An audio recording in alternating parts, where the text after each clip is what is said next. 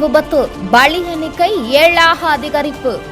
நெல்லை மாவட்டம் வள்ளியூர் அருகே நேற்று நிகழ்ந்த சாலை விபத்தில் உயிரிழந்தவர்களின் எண்ணிக்கை 7ஆக அதிகரித்துள்ளது. தளபதி சமுத்திரம் கீழூர் தேசிய நெடுஞ்சாலையில் கட்டுப்பாட்டை இழந்த கார் சாலையின் மறுபுறம் சென்று கொண்டிருந்த மற்றொரு கார் மீது மோதி கோர விபத்து ஏற்பட்டது. இதில் 2.5 வயது குழந்தை உள்பட 5 பேர் உயிரிழந்த நிலையில் படுகாயமடைந்த மேலும் 2 பேர் தற்போது உயிரிழந்துள்ளனர்.